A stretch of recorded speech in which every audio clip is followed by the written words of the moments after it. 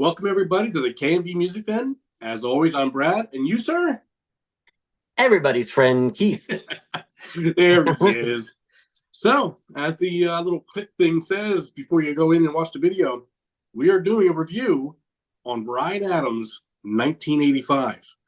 We're doing one a week. The first one we did was Heatwave, great album. Yeah. Now we spent the week with 1985 to see the second. We're doing these in alphabetical order, and instead of using the number one, we should have put this as first. I mean, if you're going to a record store, this is probably going to be before the 80s. But you're right. You're right. But Yeah. I think I was looking at it as if you spelled out 1985, like N. I may have dropped the ball on this one. I think you might have, but we did it, so it doesn't matter at this point. Well, we did it in the wrong order. Forget it. Let's just end the video. It's done. But as I'm sure you are, Keith, this was a lot of quick listens. This is a very fast-paced moving. You hit track one, and you're at track, what, 20? Is it 28? 29? 28, I think. Or maybe it is 29. It's just a lot of tracks. I mean, yeah, 29. So, I mean, just flies. So, what was your feelings with this one? I know Heatwave, you were slow to get on board, but you ended up really liking it. Yeah. How do you feel about this one? Well, first of all, I mean, 29 songs. I mean, this thing must be what, like over 100 minutes, right, Brad? You would think so. You would think. But it's not. It is not. It is 35 brisk minutes of just fun. I tell you what, this album to me, more than, I mean, he's done 1984 before and different things, but this album really reminds me of why David Bryan Adams is such a chameleon. Yeah. You know, he can put out albums like Heartbreaker, and Ashes of Fire and Wednesdays, you know, and then he can put out with the Cardinals, you know, Cold Roses and the country Jacksonville City Nights album, which is your favorite. And then he can put out something like this, and he does it all so well. You know, this, like I think I mentioned before when we did the quick, you know, roundup of each four when they first came out. Yeah. This is not someone posturing, doing this kind of almost as a joke. I mean, this is like a flat out, in your face, punk rock, edgy, balls to the wall, don't give an F. And it's fun, man. It flies by. And, you know, these songs, a lot of these songs are, well, almost all of them are under 2 minutes long. Some of them are under a minute long. And to me, it's interesting because it's almost like they're sketches, and it keeps you wanting more. Like you're almost like, oh, that's over already. That was a cool riff, or that's a cool lyric. Yeah. But that's the whole point of the album. It's that's the style of this music. Yeah. And you know, it's one of those things where the more and more I listen to it, you know, it was kind of good because we have, you know, just a week to do a super deep dive, and I could listen to it a bunch of times because it didn't take that long. No, it didn't. No, it didn't. But yeah, you know, I think we both. Oh no, I guess on the first video, did I have this ranked number 3? Because I put Heatwave last. I think you did have this number 3. Yeah, I think I have this number 3. Well, we'll talk about that at the end then, I guess. But yeah, I think this album gets a little overlooked maybe because of the length of the songs. Sure. But what are your thoughts on that? About the song lengths? I don't mind that, because I'm a fan of bands like Black Flag and you know, a lot of that older punk music. That's normal time frames. You know, you listen to a Misfits album, your tracks are going to be 2-3 minutes. So I don't mind that. I'm more curious how it sounds, and it sounds authentic. Like, that's the thing about Ryan, as I think he plays a music and puts out albums that he normally wouldn't probably listen to a whole lot. He listens to a lot more rock, punk, like metal. Like, you can just see around his house and what he wears, his shirts. He's a fan of different, you know, genres of music. So to me, this is not just fun, like pissing in the air. I mean, he's playing what he knows. I mean, he enjoys doing this side of music as well, and he does it very well. He does it very well. I think the riffs are great. I think, you know, I think this has a good mix of what he does vocally, as far as, you know, kind of that manic, almost like shouty kind of vocals, which works so well with punk riffs. But then, a lot of these songs are what I call melodic punk. Yeah. Great melodies. I mean, and he's singing them instead of yelling them. And it works for that particular song on this album. Yeah, I mean, there wasn't really much on here that I didn't enjoy or felt that I would want to skip. Yeah, it's really interesting. It sounds really interesting to me because I don't have, and I'm eagerly awaiting the vinyl, of course, but I don't have a lot of albums in my collection that sound like this or approach songwriting like this. So it kind of, shook me out of my comfort zone, which I appreciate. I mean, if he's going to release 4 albums on the same day, as amazing as something like Star Sign is, which we'll get to next, I don't really need 4 star signs. No.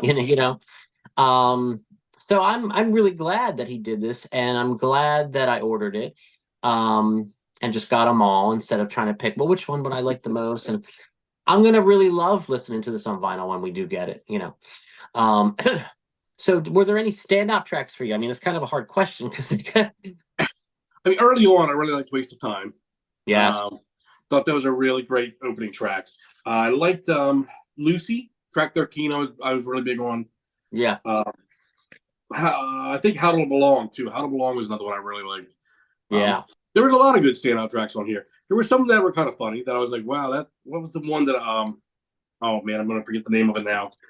I had to put all these tracks here so I can remember it. I mean, of course, you like Punch Me in the Nuts. That was your favorite, right? Yes. I thought so. I thought that was when you said oh, it's so fun. I mean, it's just I love when he goes totally awesome. Yeah. And I think you said you hope it doesn't go viral. I'm hoping it does. I mean, let the guy make money on the TikTok generation. Yeah, let those kids put it on there and make some cash. Yeah.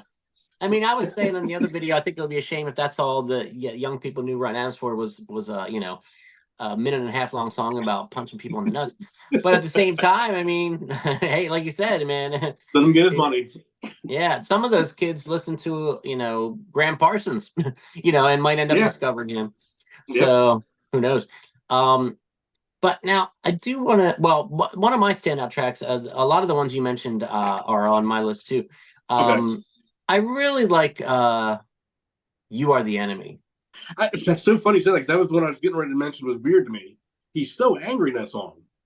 But I love it because listen, the lyrics, and my mom watches these sometimes. I force her to, so I'm just gonna say F. You know what word I mean.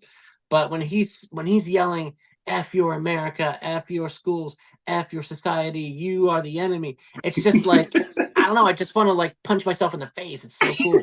That's the one where I heard. I went, man, shit, Ryan. All right, there we go. Like, he's angry. He's angry. Well, like you've said before, Ryan off the rails. Remember? Mm-hmm. Yeah. Yeah. But yeah, man. Something else I want to talk about with this album, as related to the 4 coming out at once. I think it's always going to suffer. Like, in other words, we love listening to it. We think it's great. But I think at the end of the day, when I rework my rankings, it's going to end up at number 4. And I'm wondering if that's a little unfair. What do you think? It depends. I mean, the way I look at the rankings for me is the order in which I'm going to listen to them. Which one I'm going to listen to the most is number 1. Which one I'm going to listen to the least is number 4. And this one I've really enjoyed driving to work with. So this is not going to be my least played album out of the 4. This one's going to get some on a sunny day where it's 90 degrees out and I put the windows down or the top down on the Jeep. This is going to get some loud play. So, I mean, I would not, in my book, have this at number 4. At least as of right now. Now, of course, we got to review 2 more albums, and okay.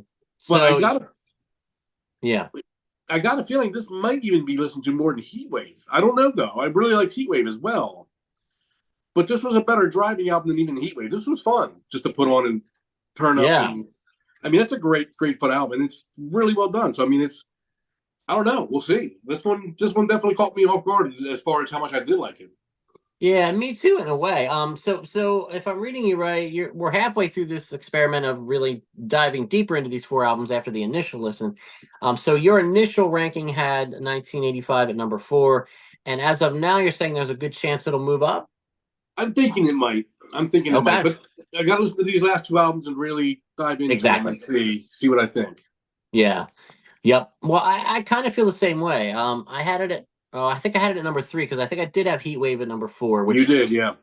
yeah, and you had it at number 2, Heatwave, and I think you were closer to what's accurate than I was at this point. But again, we've got the next two to do. Yeah. So follow along with us, folks. Let us know what you think of 1985 in the comments. We're halfway through. What an amazing thing to have all these at Yep. once to digest. So hey, this seems to be the one that rises to the top of a lot of people's lists when you see the comments online, even for the both of us in our initial reaction video. Please watch that if you haven't.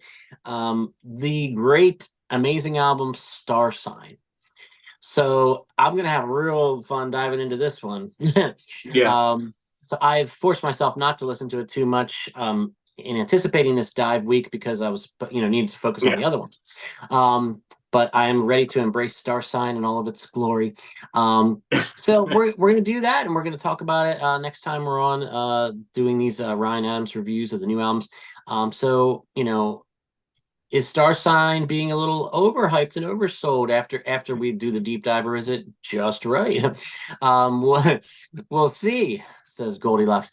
Oh, wrong series, wrong video. But so any final thoughts on 1985, sir? No, pleasantly surprised, and looking forward to doing the next one. I mean, it's fun going through Ryan. It's always great to have 4 albums to dig into with him. It's gonna be sad the day where he just releases one album again. Yeah, I know. Yeah. Yeah, unless it's like Black Hole or something, then we'll be all right. Yeah, that's true. Yeah. So yeah, gosh, I mean, when he said on Instagram a while ago when he posted that excerpt of the song from the self-titled album, which was fantastic.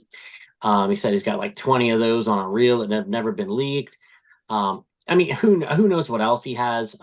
We know some of it because it's in kind of in demo forms online or what have you. But man, when we get those, whew, wow. Yeah, you ain't kidding. More content and more joy. So, so as always, Brad is with us, and I'm your friend Keith. This is the KMB Music Den. Thanks for watching. Please put your comments in on 1985 by Ryan Adams. Listen along with us, folks. Star Sign is next. This is a once in a generation talent that is largely being ignored by the mass media. We won't go rehash all of that, but wow, for those of us who get it, man, we're getting a lot of it, and we're getting a lot of it. Yeah, we're very grateful. So please like this video, share it on social media, subscribe to the channel, and we will see you soon. Listen to Star Sign with us and weigh in, and we'll be back real soon with another Ryan Adams review and more great content, including the Goldilocks game, new albums coming out. So stick with us, and we appreciate all the support. Anything to add, Brad? Go listen to 1985. Windows down. It's a nice day out. Yes, and go Flyers. There you go. All right, guys. See you soon.